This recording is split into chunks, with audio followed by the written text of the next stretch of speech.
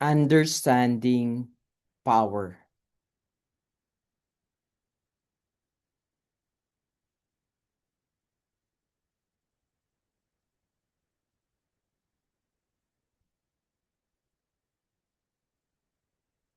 This lecture for week 2 is divided into 3 parts. Part 1 will look at what is power. Part 2 will look at how does power operate. And part 3 will investigate how should power be exercised. Understanding power, its nature, sources, and ethical exercise in public administration. Good morning, everyone.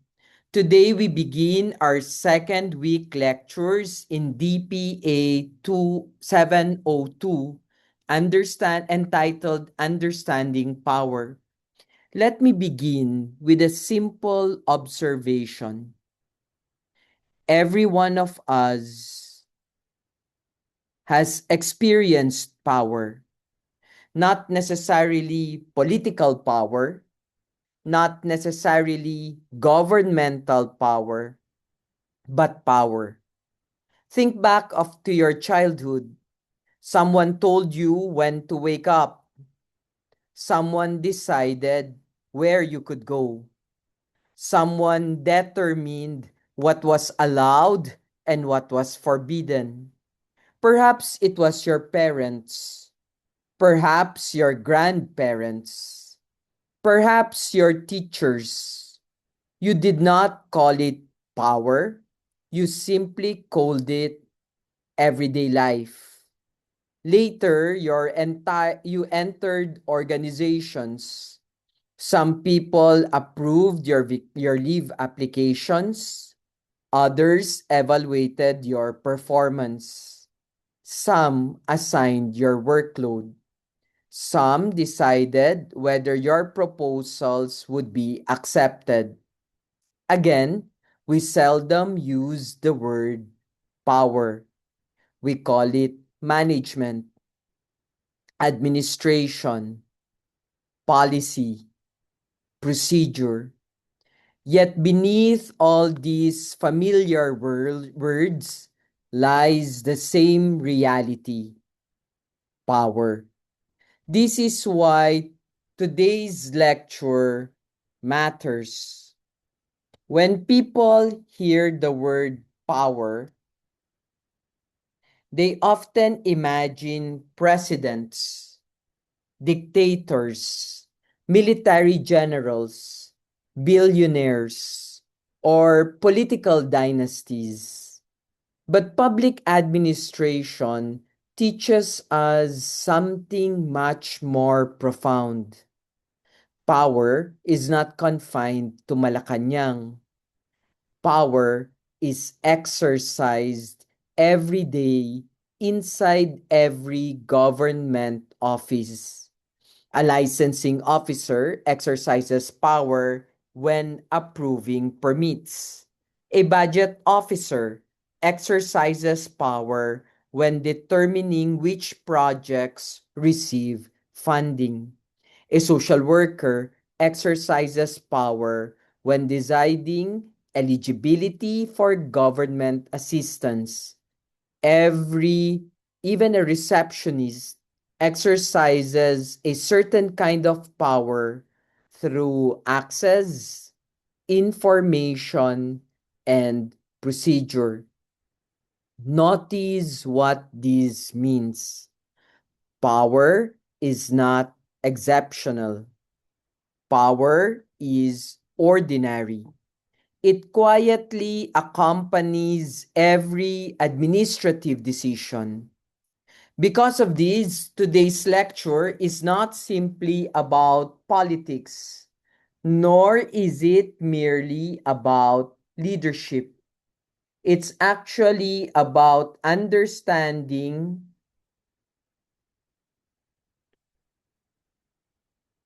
the invisible force that makes government possible. But there's another reason why this topic deserves our attention this week. Power has an unusual reputation. Many people instinctively distrust it. We often hear statements like power corrupts, politicians only want power, or those in power always abuse it. These statements contain some truth. History certainly provides countless examples of abused power. Yet, also, they conceal an important misunderstanding. Power itself is neither moral nor immoral.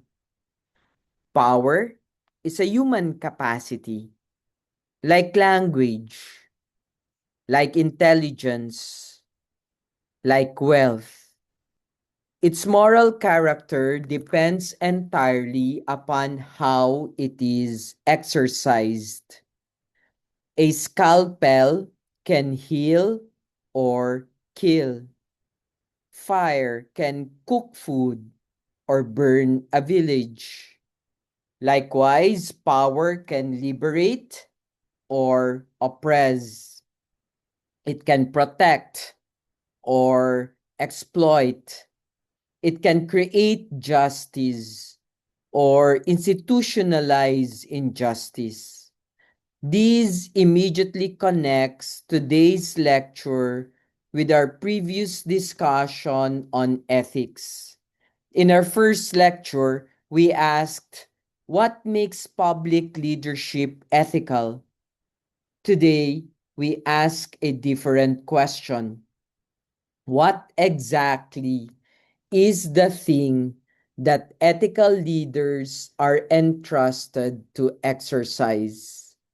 The answer is power. Everything we discuss in the coming weeks, authority, governance, accountability, corruption, public trust, institutional reform, rests upon a proper understanding of power. If ethics tells us how we ought to act, today's lecture asks, what exactly is the human and institutional capacity through which those actions become possible? That is the journey we begin today. Before exploring the theories of Weber, Arendt, Foucault, and Machiavelli, we should first clarify what we hope to learn. Every meaningful journey begins with knowing its destination. For this week, we will divide it into three parts. We should, by the end of the lecture, what should we be able to see? Notice that I intentionally use the word see. Education is not simply the accumulation of information. Education changes perception. After today, I hope you will begin noticing power operating in places where previously you saw only routine administration. The first learning outcome states that we should be able to explain the nature of power as a social and political phenomenon. Notice the phrase social and political. Power does not exist in isolation. Power only exists within relationships. One person affects another. One institution shapes another. One policy changes the lives of citizens.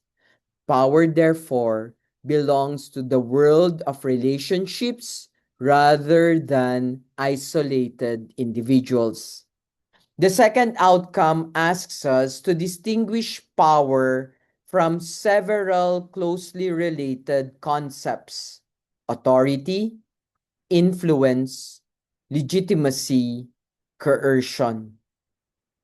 Many people use these terms interchangeably, yet confusing them creates serious errors in governance.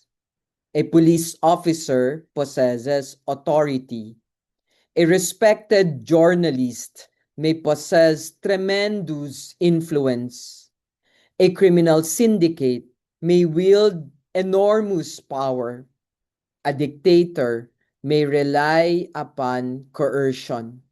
A democratic government depends upon legitimacy. These are not identical realities, and public administrators must learn to distinguish them carefully because different ethical responsibilities accompany each. Third, we shall compare the major philosophical and social theories of power.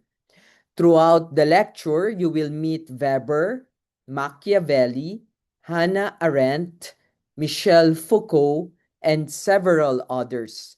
Notice that philosophy is not merely historical curiosity. Each thinker offers a different lens. Each helps us understand one dimension of power that the others may overlook.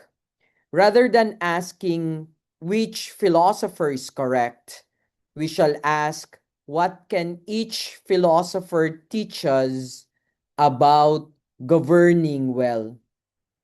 That is our intellectual destination. Those objectives will continue onto the next slide, but now they become more practical. Instead merely of understanding power, we begin asking how it actually functions inside government. So this is just a continuation. So fourth, of course, it says here first, but it's the fourth. We shall analyze how power operates within public institutions. Notice the verb, analyze, not merely describe. Analysis asks why things happen. Why do certain policies succeed while others fail? Why do some organizations command trust while others struggle?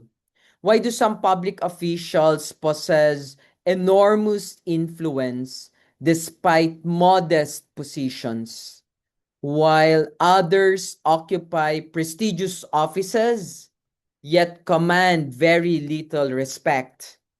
Answering these questions require more than organizational charts. It requires understanding the hidden dynamics of power. Next, to evaluate the ethical use and abuse of power in governance. This is perhaps a theme we will always continuously go back to in the course. Public administration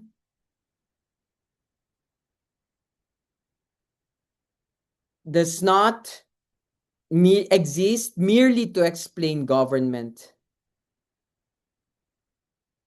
It seeks to improve government. Every generation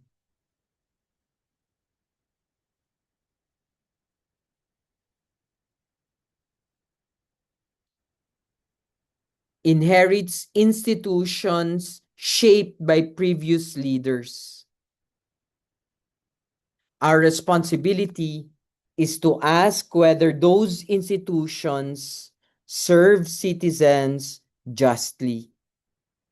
Notice the wording, not simply use of power, but also abuse. History reminds us repeatedly that institutions designed to protect society may gradually become instruments of domination. Ethics, therefore, requires continuous vigilance. Lastly, we are invited to reflect on power as responsibility toward the common good. The final objective, there's something reflective about it. Notice that it does not say power is privilege. It does not describe power as a status, nor as prestige. Instead, power is understood as responsibility. That single shift changes everything. If power is privilege, leaders ask, what benefits can I receive? If power is responsibility, leaders ask, whose lives have been entrusted to my care?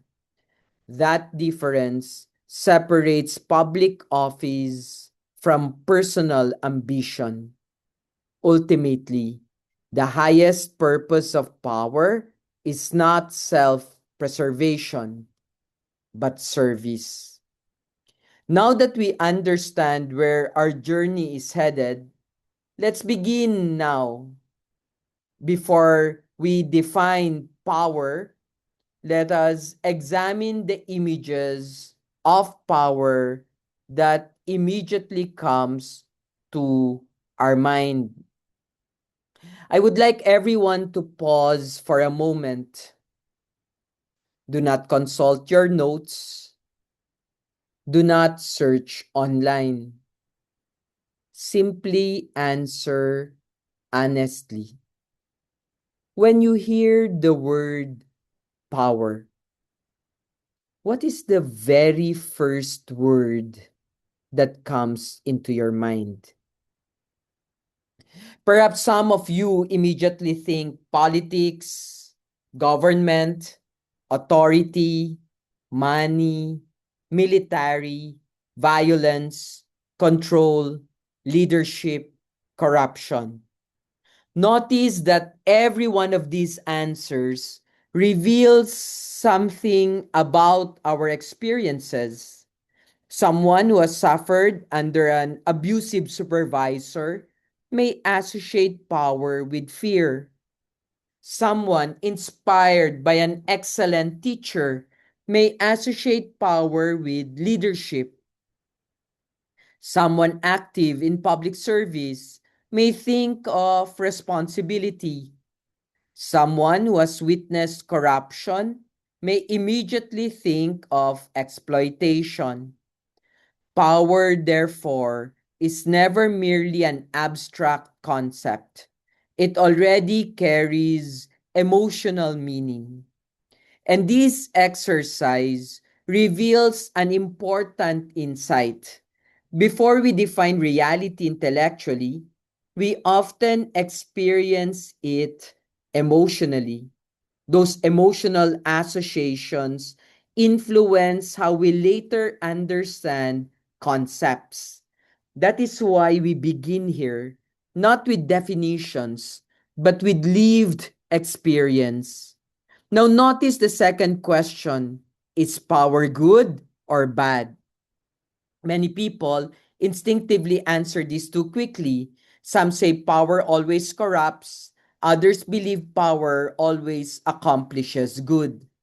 Both responses oversimplify reality. Our task is to move beyond slogans toward deeper understanding. Instead of asking whether power itself is good or evil, we shall ask a much more fruitful question. What makes the exercise of power ethical? That question will guide everything that follows. So let's provide our first answer. As we've said, rather than labeling power as good or evil, we are invited to understand it with moral neutrality. Power is neither good nor evil. Notice how surprising that sounds. Many people expect ethics to condemn power. Instead, ethics first clarifies its nature. Power is described here as the capacity to affect reality. Reflect on those words. Capacity, not action, not intention, simply capacity.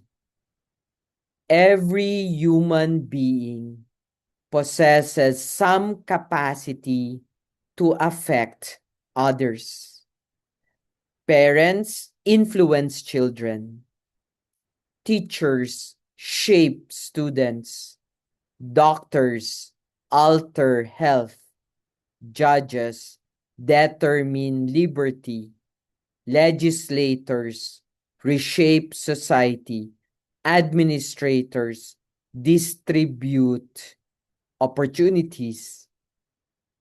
Power, therefore, belongs to human existence itself. The ethical question begins only afterward.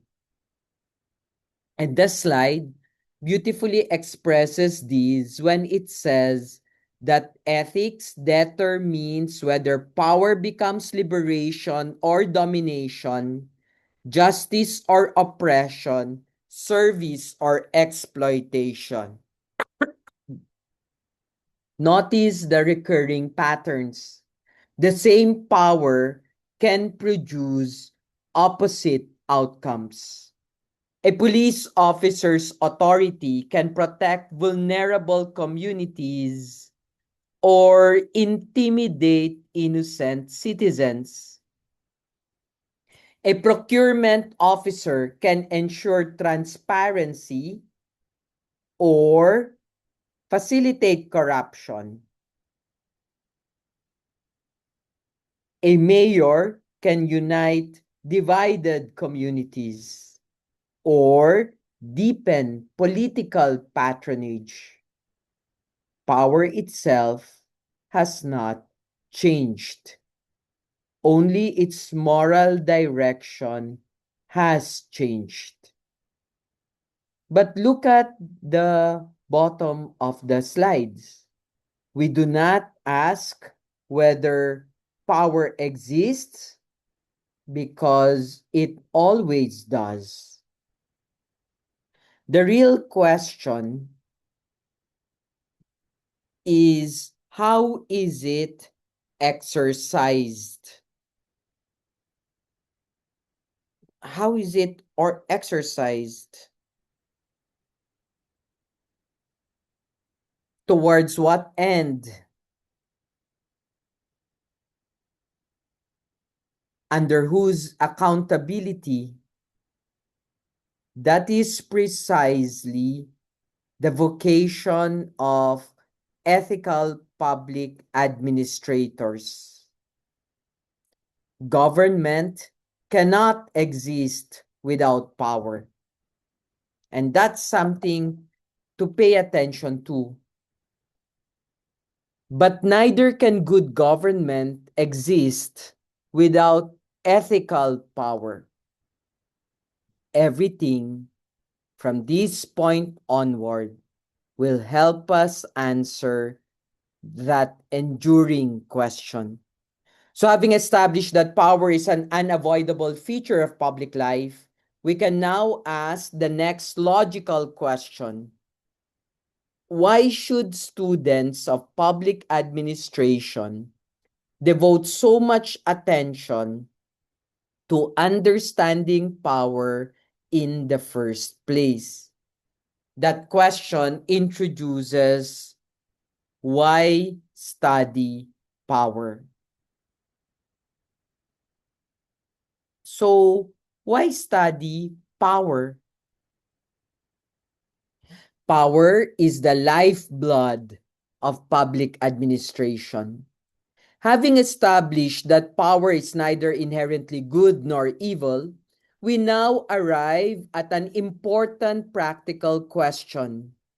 Why should students of public administration study power at all? After all, many graduate students come into this program expecting to learn budgeting, strategic planning, procurement, human resource management, or even policy implementation. Those are indeed essential competencies, yet beneath every one of those administrative functions lies a more fundamental reality. What is it? Power. Power. Think about what happens inside any government office. A budget is approved. Someone decided. A permit is issued. Someone is authorized. A policy is implemented. Someone exercised discretion. A disciplinary case is resolved, someone judged. A disaster response is mobilized, someone coordinated people and resources. Every administrative act presupposes the exercise of power. This is why public administration is not merely about procedures. It is about the legitimate exercise of power in the service of society. Notice that power is often invisible. When government functions well, citizens usually notice only the service they receive. They rarely think about the countless decisions that made the service possible. When a passport is released on time, we see efficiency. When flood control protects a community, we see infrastructure. When a child receives a scholarship, we see opportunity. But behind each of these outcomes are decisions made by people entrusted with public authority. That is power in action. Notice also that power is not confined to elected officials. A municipal accountant exercises power by approving expenditures.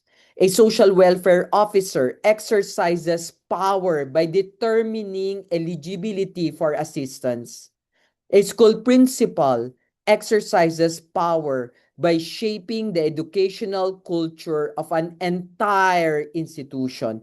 Even frontline personnel exercises power through the way they interpret procedures and interact with citizens. This should already challenge one common misconception. Many people assume that power belongs only to presidents, senators, governors, or mayors. In reality, every public servant exercises some form of power because every public servant affects the lives of other people.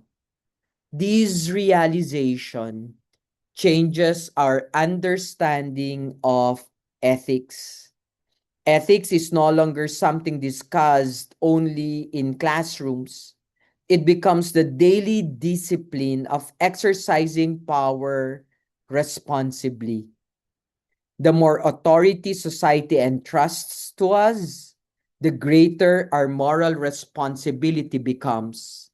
That is why studying power is not optional for future public administrators. It is indispensable. If power is present in every administrative action, then we should begin identifying the many places where it quietly operates in our everyday lives. So we go to power in everyday life. One of the greatest mistakes people make when studying power is assuming that it exists only in moments of political crisis.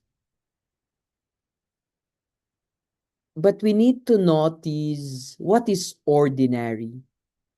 Power is woven into everyday existence. Think about your typical morning. An alarm clock tells you it's time to wake up. Traffic regulations determine which roads you may use. Your workplace establishes reporting times. Institutional policies determine dress codes, leave privileges, performance evaluation, and organizational responsibilities. Most of these things no longer feel like exercises of power because they have become familiar. Yet they shape our actions every single day. Consider the public sector. When a citizen applies for a business permit, someone determines whether the requirements have been met. When disaster assistance is distributed, someone decides who receives aid first. When public hospitals experience shortages, someone establishes priorities. When schools are built, someone determines where resources will be allocated. These decisions shape opportunities, security, health, education, and economic development. Notice something very important. Power is not only exercised through dramatic commands. Very often, it operates quietly through procedures, through forms, through schedules, through classifications, through policies, through organizational routines. This is something that will become increasingly important later when we discuss Michel Foucault, who argues that modern societies govern people not only through force, but also through ordinary institutional practices. But even now, we can appreciate a simple lesson. Power becomes most effective when it becomes ordinary. When citizens no longer notice it, power has often become deeply embedded within institutions. For public administrators, this means that every seemingly routine administrative act possesses ethical significance. Even small decisions may shape the lives of thousands of citizens. Recognizing that power surrounds us naturally leads us to another question. If power is everywhere, does every society actually need it? Does every society actually need it? The founding question. Up to this point, we have argued that public administration is fundamentally about the exercise of power. But before we define power academically, let us begin with a much older and even more fundamental question. If government had no power, could it govern? If government has no power, could it govern? At first glance, the answer appears obvious. Of course not. Yet the simplicity of the answer hides a profound insight. Imagine a government that could not collect taxes. Imagine a court whose decisions everyone was free to ignore. Imagine a police force that could neither arrest nor investigate. Imagine Congress passing laws that no one felt obliged to obey. Would such a government still be a government? Probably not. It would merely be a collection of recommendations. This tells us something important. Power is not an accidental feature of government. It is constitutive of government. Government exists because society entrusts certain persons and institutions with the authority to make collectively binding decisions. Notice that these say that citizens does not lose their freedom. Instead, it states that the citizens surrender certain freedoms in exchange for order, justice, and security. This is one of the oldest ideas in political philosophy. Thomas Hobbes, John Locke, and Jean-Jacques Rousseau all approached this question through what later became known as the social contract. Although they disagreed on many details, they shared one conviction. Political authority exists because human beings recognize that certain goods cannot be secured by isolated individuals alone. No individual can independently defend national borders. No family can build a nationwide transportation system. No private citizen can administer justice for an entire society. These require collective action. And collective action requires coordination. Coordination requires authority. Authority requires power. And this brings us to the second part. The real question is not whether power should exist. Power is structurally necessary for governance. The real ethical question is different. How should power be exercised? That question marks the transition from political theory to public ethics. As future public administrators, you are not asked to eliminate power. Society cannot function without it. You are asked to exercise power in ways that protect justice rather than undermine it. Strengthen institutions rather than weaken them, and ultimately serve the common good.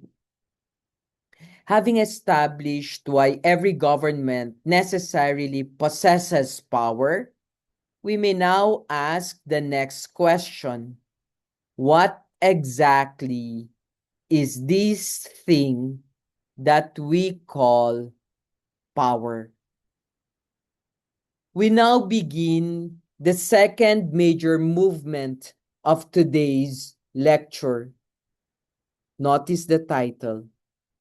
What is power? Interestingly, the slide immediately challenges one of our common assumptions. Most people think they already know what power is.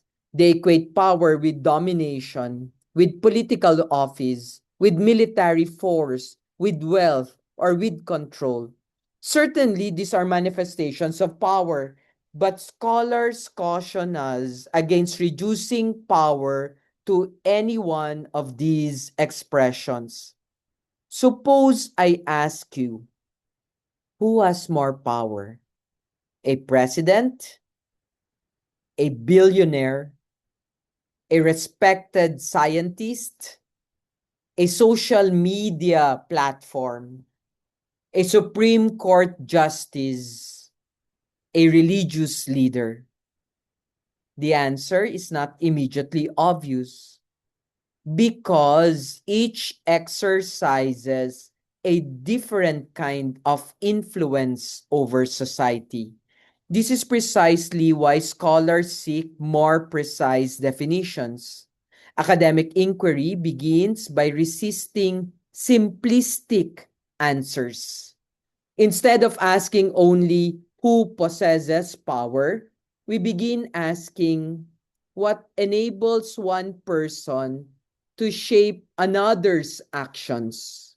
How do institutions influence behavior? How do ideas transform societies? How does knowledge become a source of influence? These questions move us beyond ordinary political discussion. Power is not merely about domination. It is about the capacity to shape human action and social reality. Let's look at the most influential answers ever proposed. Among the many who attempted to define power, none has been more influential in political theory other than Robert Dahl's definition. Robert Dahl's definition has become one of the classic points of departure for modern political science. He famously writes, A has power over B to the extent that A can get B to do something B would not otherwise do. Notice how simple the definition appears. Yet its simplicity conceals remarkable depth. Dahl shifts our attention away from power as a possession and looks at it as a relationship. Power exists only when one actor influences another. This immediately changes how we analyze public administration. A law that no one follows possesses little practical power. A government office ignored by citizens possesses formal authority but limited practical influence. Likewise, a title alone does not guarantee effective leadership. An official may occupy a high office yet fail to persuade subordinates, inspire trust, or implement policy effectively. Conversely, an individual with no official position may shape public policy through expertise, moral credibility, or public trust. Notice the implications here. Power must be recognized to be effective. Legal authority and actual influence are not always identical. This distinction is especially relevant in democratic governance. Governments derive authority from constitutions and laws, but effective governance depends upon public confidence. When trust erodes, government often discover that legal authority alone cannot sustain effective administration. We are reminded that power is the capacity to influence persons, decisions, and social realities, not only through commands, but also through persuasion, information, framing, and expertise. In contemporary governance, information itself has become a form of power. Those who shape narratives frequently shape political outcomes. If power exists wherever human beings influence one another, then we begin to notice something remarkable. Power is not confined to governments alone. It is everywhere.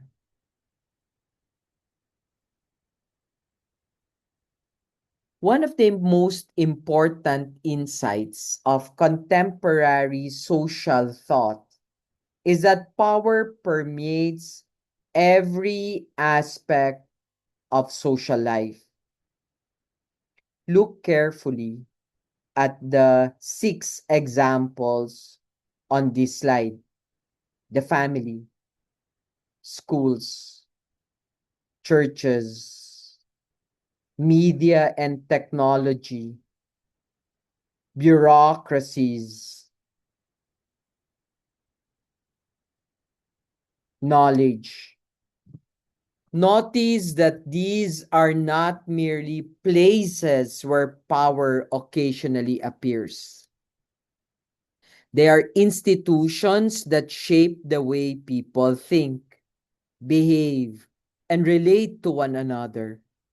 In the family, parents allocate resources, establish rules, cultivate values. In schools, teachers do far more than transmit information. Through grading, discipline, and evaluation, they influence opportunities and aspirations. Churches also exercises moral authority. They shape consciences, strengthen communities, and transmit traditions that often endure for generations. Media and digital technology possesses another kind of power altogether. They determine which stories become visible, which issues dominate public discussion, and which voices remain unheard. Bureaucracies exercise procedural power, forms, regulations, permits, classifications, and administrative processes quietly organize everyday life. Finally, notice the last category: knowledge.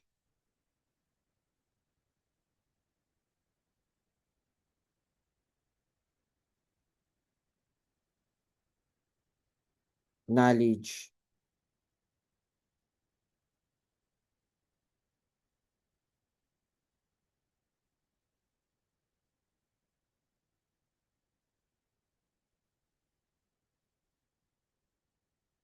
Experts influence decisions because society recognizes their competence. A physician, an economist, a constitutional lawyer, a public health specialist, Their authority often rests not on coercion, but on expertise. Knowledge itself becomes power because it shapes what societies regard as true, reasonable, or necessary. These observation has important implications for public ad. Government never governs alone. It constantly interacts with families, educational institutions, religious communities, media organizations, and professional experts. Governance, therefore, requires dialogue among these various social sources of power. So, if power is indeed everywhere, another question naturally emerges: who then really possesses power?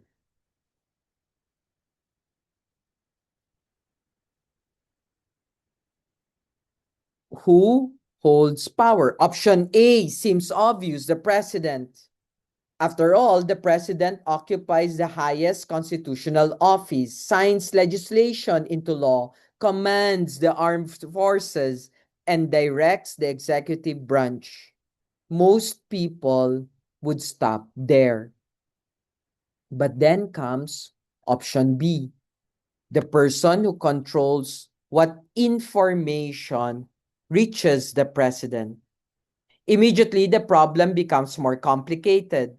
Imagine two situations. In the first, the president receives complete, accurate, and timely information. In the second, advisors selectively filter reports, suppress unfavorable intelligence, or present only those facts that support predetermined conclusions. Formally, presidential authority remains exactly the same, yet practically, the quality of presidential decisions may change dramatically. Why? Because access to information is itself a form of power. This is an important lesson in organizational analysis.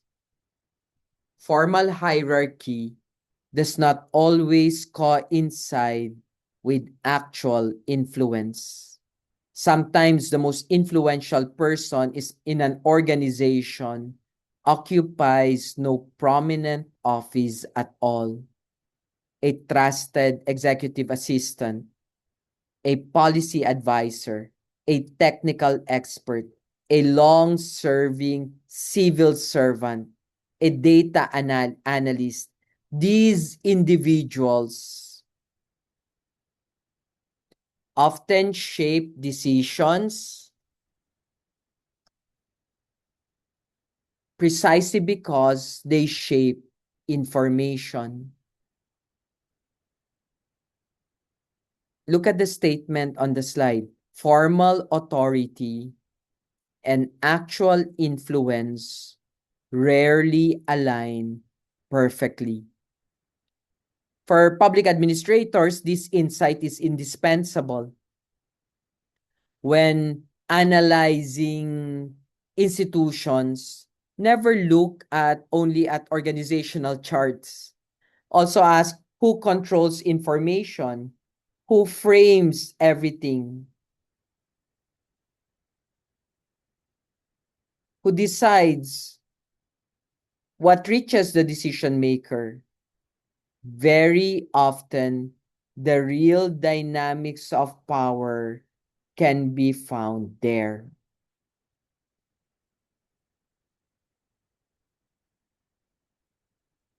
And that realization prepares us for the next section, where we begin distinguishing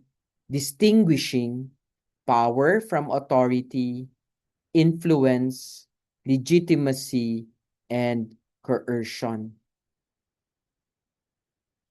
Having reflected on where power exists and who may actually possess it, we now arrive at one of the most influential conceptual distinctions so far. Notice the 5 words on the slide: power, authority, influence, legitimacy, coercion. In ordinary conversation, these words are often used interchangeably. Someone might say the mayor has power, the mayor has authority, or the mayor has influence, as though all three meant exactly the same thing, but they do not. In public administration, precision matters. If we confuse these concepts, we understand how governments actually function. More importantly, we may fail to recognize when institutions are becoming unhealthy. Imagine two local government units. Both have elected mayors.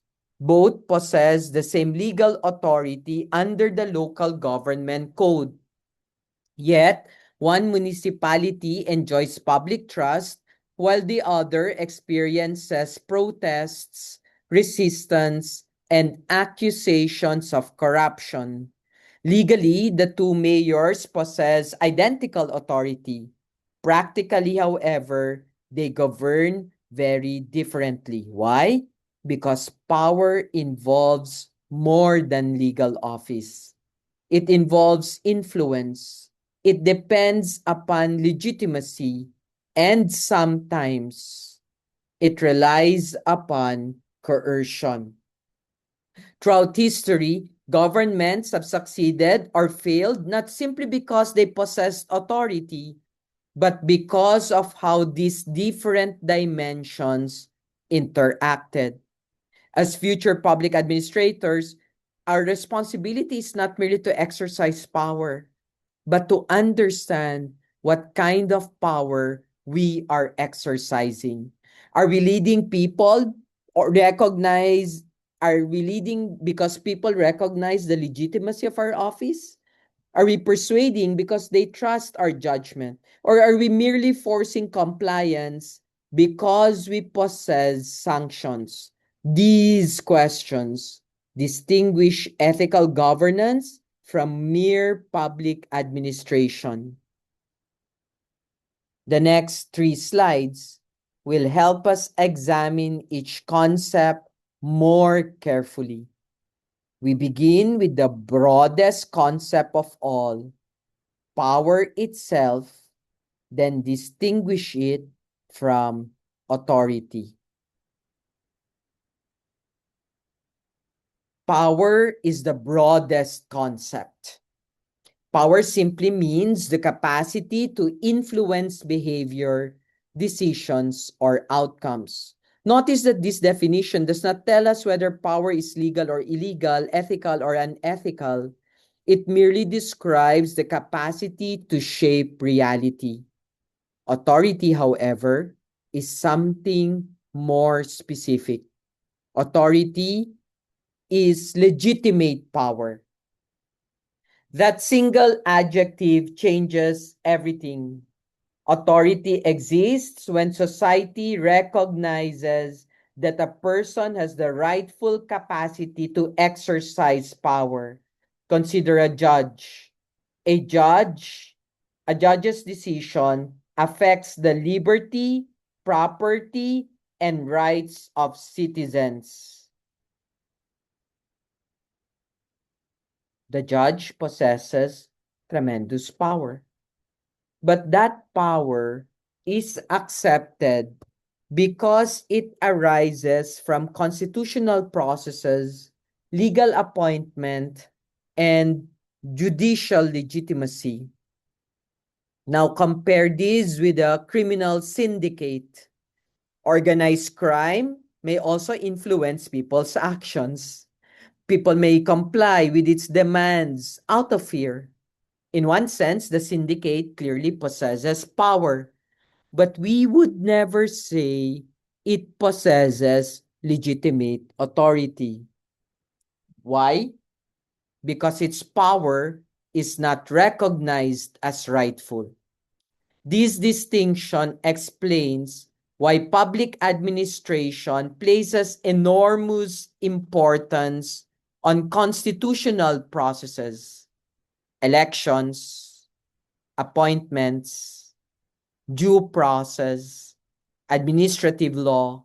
These are not bureaucratic technicalities. They are mechanisms through which power becomes legitimate authority. And as public servants, your goal is not simply to become powerful. It is to exercise authority that citizens carefully recognize as lawful, just, and worthy of respect. Authority, therefore, represents power disciplined by legitimacy. Yet, even legitimate authority does not guarantee that people will willingly follow. This brings us to another important distinction, and that is the distinction between influence, coercion, and legitimacy. Let's begin with influence. Influence is the ability to shape the thoughts or actions of others without necessarily relying upon formal authority. Think of respected public individuals, medical experts during a pandemic, constitutional scholars, religious leaders, community organizers. None may possess governmental office, yet their words significantly affect public behavior. Influence, therefore, often rests upon credibility, expertise, character, or trust. The second concept is legitimacy. Legitimacy answers a different question. Not can this person exercise power, but do people believe this person has the right to exercise power? Legitimacy, we need to understand, is fundamentally about public acceptance. A law may be legally enacted, yet if citizens perceived it as deeply unjust, its legitimacy can be questioned.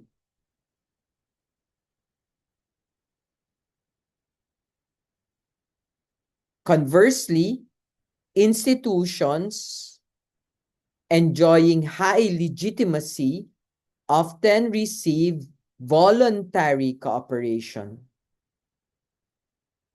Notice the importance of this distinction. People obey for different reasons. Some obey because they are convinced. Others obey because they trust. Still others obey because they fear. That final reason introduces coercion.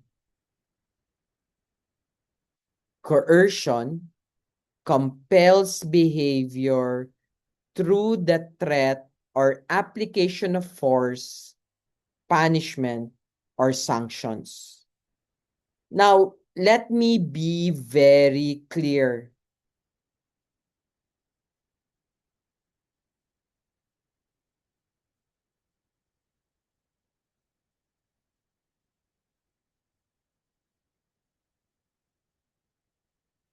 Coercion is not always unethical. Governments necessarily possess coercive powers. Yes, that's correct.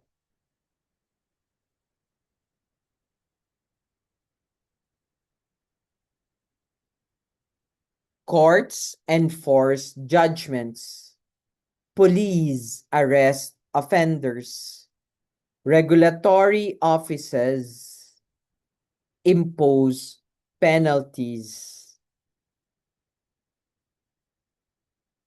The ethical issue is not whether coercion exists.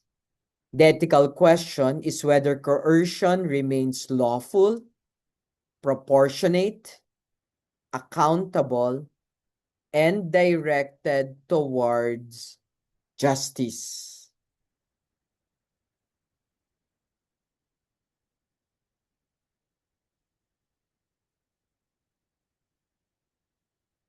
Healthy democratic societies rely primarily upon legitimacy.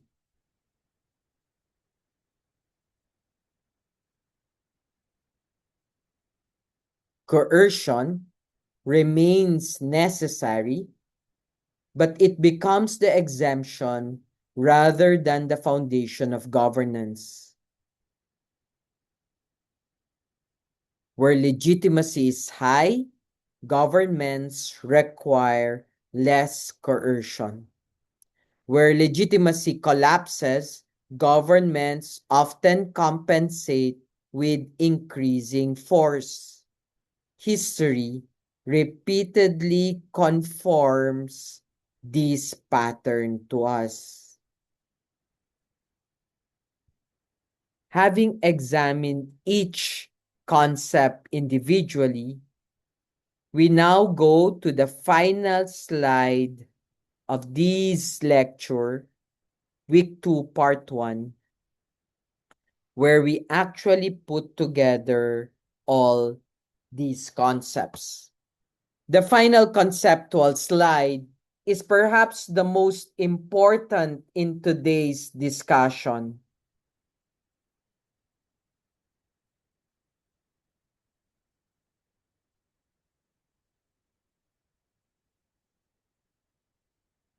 Because it shows how all 5 relate to one another.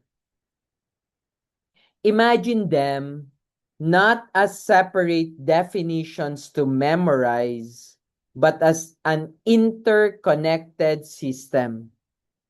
Everything begins with power. Power is the broader and broadest human capacity to affect the behavior of others. When power is recognized as rightful and lawful, it becomes authority. Authority gains stability when citizens perceived it as justified. That perception is what we call legitimacy.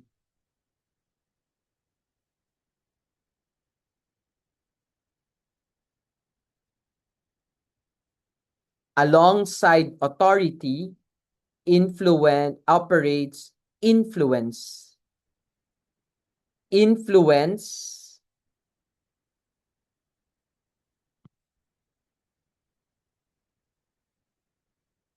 strengthens leadership through trust, expertise, persuasion, credibility, and moral example.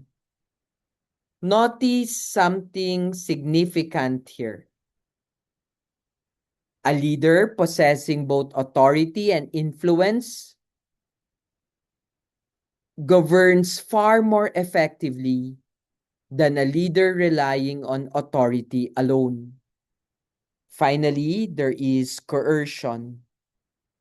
Coercion always remains available to the state because every legal system ultimately possesses mechanisms of enforcement.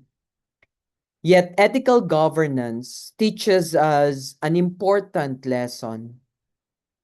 The healthier an institution becomes, the less frequently coercion must be employed.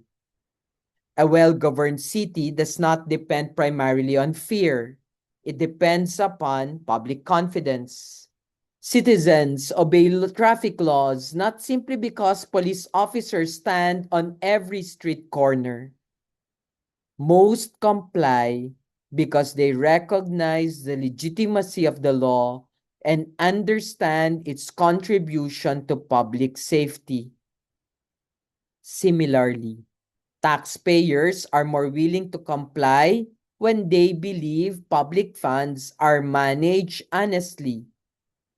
Notice the progression here. Power makes action possible. Authority gives power legal standing. Legitimacy gives authority public acceptance. Influence gives leadership moral effectiveness. And coercion remains the final mechanism when voluntary compliance fails. This framework will accompany us throughout the remainder of the course. When we study Weber's legal rational authority, Arendt's distinction between power and violence, Machiavelli's realism, or Foucault's analysis of disciplinary power, you will repeatedly return to these five concepts. They form the conceptual vocabulary of ethical public leadership. And with that foundation established, we are now prepared to examine how some of the greatest political theorists in history understood the nature and operation of power. Thank you very much for listening, and please stay tuned for week 2